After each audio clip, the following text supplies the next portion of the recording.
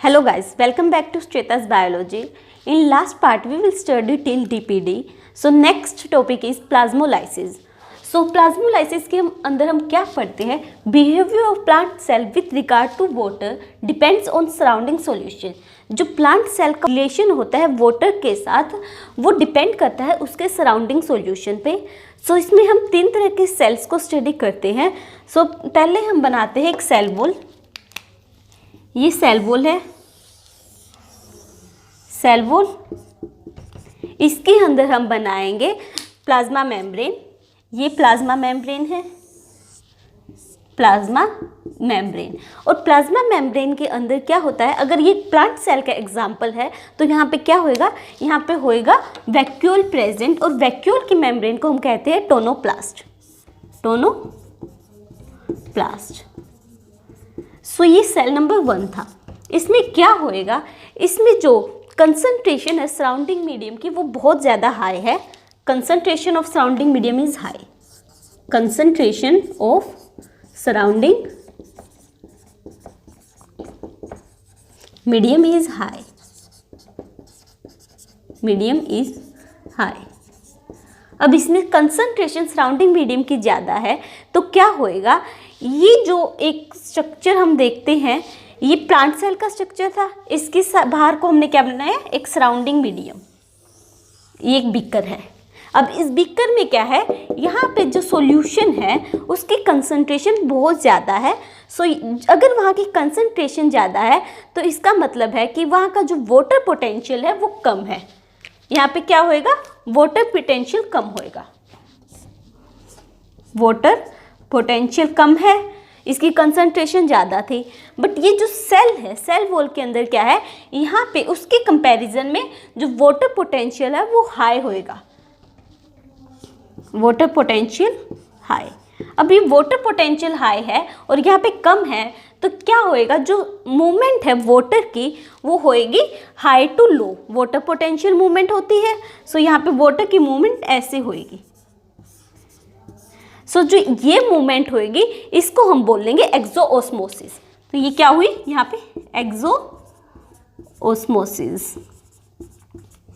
एक्सोओस्मोसिस होगी तो ये क्या होएगा, जो सेल है वो बिल्कुल सिकुड़ जाएगा और इसका सारा पानी बाहर की तरफ चला जाएगा. अब यहाँ पे हम एक सेकंड सेल को देखते हैं. ये एक बीकर है, सेम स्ट्रक्चर बनाएंगे हम. ये बीकर है, बीकर है. बीकर के अंदर हमने सेल को प्लेस किया, तो सेल को प्लेस किया. ये सेल वॉल है, सेल वॉल. सेल वॉल के अंदर प्लाज्मा मेम्ब्रेन. ये प्लाज्मा मेम्ब्रेन. प्लाज्मा मेम्ब्रेन के अंदर फिर टोनोप्लास्ट. ये है टोनोप्लास्ट. टोनोप्लास्ट. अब इसके अंदर क्या होएगा, ये हमारा था सेल नंबर 2. तो सेल नंबर 2 में क्या है, यहाँ पे जो कंसंट्रेशन ऑफ सराउंडिंग मीडियम है वो लो है. Concentration of surrounding medium is low. Concentration of surrounding medium is low. यहाँ पे क्या है, कंसंट्रेशन है जो सराउंडिंग मीडियम की वो कम है. तो अगर इसकी कंसंट्रेशन कम है इसका मतलब क्या है, यहाँ पे जो सोल्यूट के पार्टिकल्स है वो कम है. Less solute particle, less solute particles. अगर सोल्यूट के पार्टिकल्स कम है तो उसका वाटर पोटेंशियल हाई होएगा. More water potential, more water potential. तो यहाँ पे क्या है, यहाँ का वाटर पोटेंशियल है वो हाई है. वाटर पोटेंशियल हाई हो गया. और जो सेल के अंदर है वो इसके कंपैरिजन में क्या है, लो है. यहाँ पे सोल्यूट ज़्यादा है as compare to this solution के कंपेयर में. तो ये क्या है, वाटर पोटेंशियल यहाँ का लो है. तो मूवमेंट कहाँ पे होएगी वाटर की, वो होएगी सॉल्यूशन से सेल के अंदर मूवमेंट होएगी. ये होएगी ऐसे. और जो ये प्रोसेस है इसको हम बोलते हैं एंडोओस्मोसिस. एंडोओस्मोसिस. सो जो एंडोओस्मोसिस की प्रोसेस है इससे क्या होएगा कि सेल के अंदर टर्गर प्रेशर है वो इंक्रीज हो जाएगा. टर्गर प्रेशर क्या होता है, प्रेशर जो अप्लाई होता है सेल वॉल के अगेंस्ट. सो यहाँ पे क्या है, एंडोस्मोसिस हुई, टग प्रेशर हाई हो गया, टग प्रेशर हाई, टग प्रेशर हाई है तो यहाँ पे क्या है, जो ये है, अगर यहाँ पे एक्सोस्मोसिस हो रही है तो क्या होएगा, सेल के अंदर से सारा पानी बाहर चला जाएगा, तो क्या होगा, सेल श्रिंक हो जाएगा, सेल सिकुड़ जाएगा बिल्कुल। सो एक्सोस्मोसिस हुई तो क्या हुआ, सेल है वो श्रिंक हो गया, श्रिंक। और जो ये प्रोसेस होती है जिसमें सेल श्रिंक हो गया, इसको हम बोलेंगे प्लाज्मोलाइज्ड सेल। ये क्या हुआ, plasmolyzed cell, plasmolyzed cell shrink हो गया, उसको हम बोलते हैं प्लाज्मोलाइज्ड सेल। नेक्स्ट है कि एंडोस्मोसिस हुई तो क्या होएगा, अगर एंडोस्मोसिस होती है तो जो सेल है, सेल के अंदर बहुत सारा पानी चला जाएगा सॉल्यूशन से, तो जो सेल है वो थिक हो जाएगा, वो अंदर से भर जाएगा, मोटा हो जाएगा, तो क्या होगा, स्वेलो हो गया। और इसको हम बोलते हैं कि सेल टर्जिड हो गया, सेल के अंदर बहुत ज़्यादा पानी भर गया, तो उसको हम बोलेंगे स्वेल होने के बाद टर्जिडिटी, कि उसकी टर्जिडिटी इंक्रीज होगी, तो क्या हो गया, सेल टर्जिड हो गया, मोटा हो गया बहुत ज़्यादा। सो अब इसके बाद ये तो दो प्रोसेस थी जो एक दूसरे से बिल्कुल अपोजिट थी, कि एक में कंसंट्रेशन है जो सराउंडिंग मीडियम की वो हाई है, एक में लो थी। सो ये प्रोसेस थी एक्सोस्मोसिस और एंडोस्मोसिस की। अब एक थर्ड यहाँ पे आता है कि जो अगर हम एक आइसोटोनिक सॉल्यूशन ले ले तो क्या होएगा, देखिए ये एक थर्ड है, ये सराउंडिंग मीडियम है, ये सराउंडिंग मीडियम है, सराउंडिंग मीडियम के अंदर सेल प्रेजेंट है, ये सेल वॉल होगी, सेल वॉल के बाद ये प्लाज्मा मेम्ब्रेन होगी, प्लाज्मा मेम्ब्रेन के बाद इसके अंदर प्रेजेंट होएगा टोनोप्लास्ट, ये टोनोप्लास्ट प्रेजेंट है। अब क्या होएगा इसमें, when concentration of surrounding medium is in equilibrium to cell, यहाँ पे क्या है, वो इक्वल है सेल से, सो यहाँ पे इक्वल है, यहाँ पे भी इक्वल है। सो क्या होएगा, जो वाटर की मूवमेंट होएगी, इक्वल है वाटर पोटेंशियल दोनों तरफ से, तो वाटर की मूवमेंट क्या होएगी, इनसाइड और आउटसाइड ऑफ द सेल वो सेम रहेगी। तो यहाँ पे क्या है, टग प्रेशर है वो जीरो है, टग प्रेशर जीरो, क्योंकि वो सॉल्यूशन के साथ बिल्कुल सेम है उसकी कंसंट्रेशन सेल की।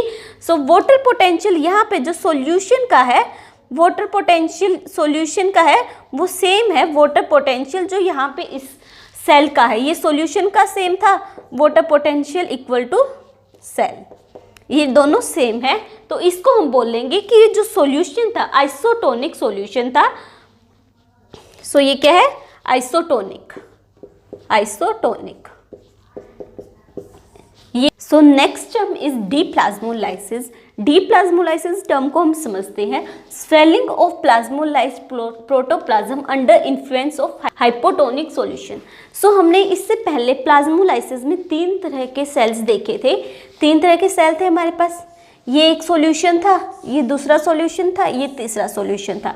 इन तीनों सॉल्यूशंस के अंदर हमने एक एक सेल को रखा था, ये हमने सेल को इसके अंदर प्लेस किया, ये सेल है, ये सेल है और ये सेल है। सो क्या हुआ था, जो फर्स्ट वाला सॉल्यूशन था उसमें जो आयंस की कंसंट्रेशन थे, जो सोल्यूट के पार्टिकल्स थे वो बहुत ज़्यादा थे। सो ये सॉल्यूशन क्या था, यहाँ पे इसके जो कंसंट्रेशन थी सोल्यूट्स की वो हाई थी, तो हाई थी तो क्या था, वाटर पोटेंशियल था वो इसका कम था, वाटर पोटेंशियल इसका कम था एज कंपेयर टू सेल। सो इस सॉल्यूशन को हम बोलते हैं हाइपरटोनिक सॉल्यूशन। ये हाइपरटोनिक था। अब जो सेकंड सेल हमने देखा, जो सेकंड सेल था इसके अंदर जो सेल था, सेल के अंदर सोल्यूट के पार्टिकल्स ज़्यादा थे और जो बाहर सॉल्यूशन था उसके अंदर कम थे एज कंपेयर टू सेल। सो ये क्या था, इसके अंदर लेस थे तो इसका वाटर पोटेंशियल था वो हाई था, और इस सॉल्यूशन को हम बोलते हैं हाइपोटोनिक सॉल्यूशन। Hypotonic solution. और जो ये सॉल्यूशन था इसके अंदर सेम कंसंट्रेशन थी जैसे कि सेल की कंसंट्रेशन थी, तो इसको हमने बोला आइसोटोनिक सॉल्यूशन। अब देखिए जो यहाँ पे वाटर पोटेंशियल कम क्यों हुआ इसके अंदर, क्योंकि यहाँ पे सोल्यूट के पार्टिकल्स ज़्यादा थे। मोर सोल्यूट पार्टिकल्स, मोर सोल्यूट, यहाँ पे क्या था, लेस सोल्यूट,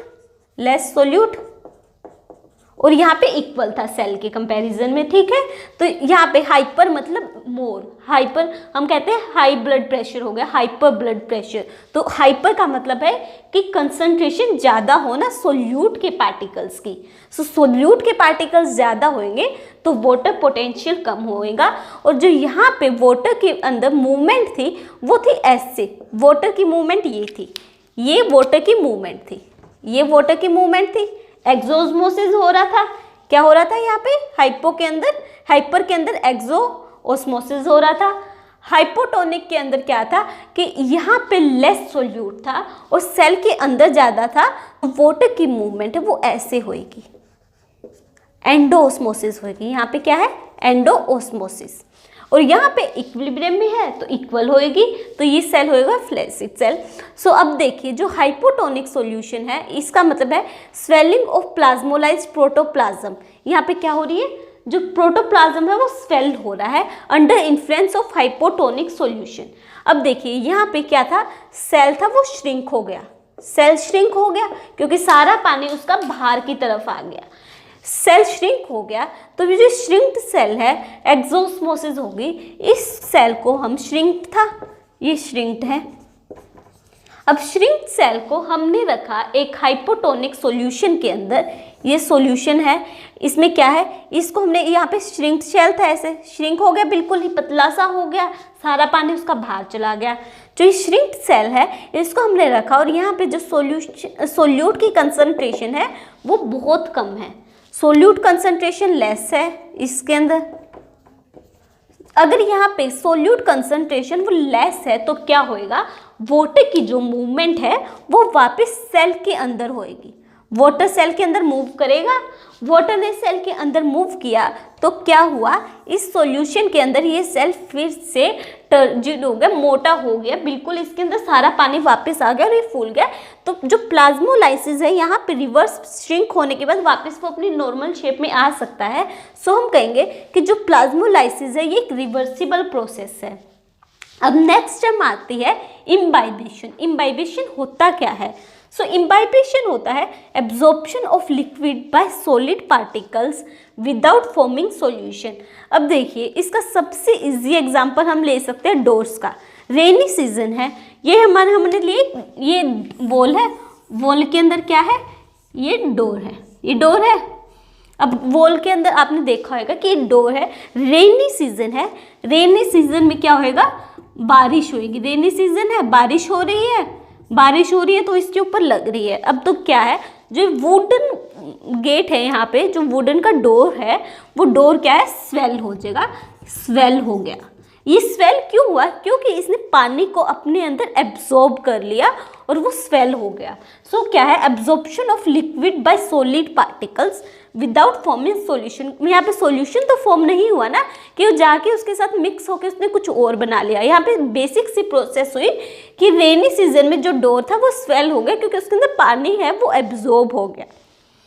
अब इसके अंदर हम दो टर्म्स यूज करते हैं, इम्बाइबेंट एंड इम्बाइबेड। सो इम्बाइबेंट का मतलब है कि जो सॉलिड पार्टिकल्स है वो अपने अंदर इम्बाइब कर देंगे वाटर को। इम्बाइबेंट का मतलब है solid particles which take part in imbibation, solid particles which take part in imbibation। तो जो यहाँ पे सॉलिड पार्टिकल्स है वो क्या हुई, जो इम्बाइबेंट है वो यहाँ पे हुआ डोर, ये डोर था, इसका एग्जाम्पल है डोर। डोर ने क्या किया, एक सॉलिड पार्टिकल की तरह एक्ट किया और उसने अपने अंदर वाटर को एब्जॉर्ब कर लिया।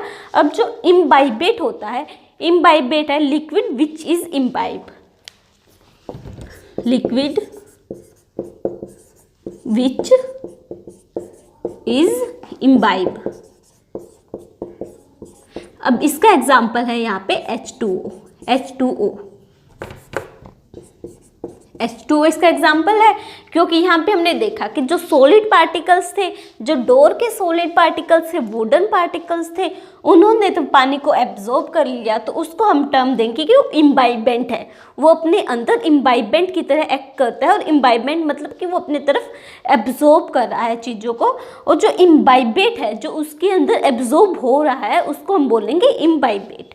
अब देखिए, इसके लिए दो कंडीशंस हमें बहुत इंपॉर्टेंट है कि इम्बाइबेशन की प्रोसेस हो सकती है।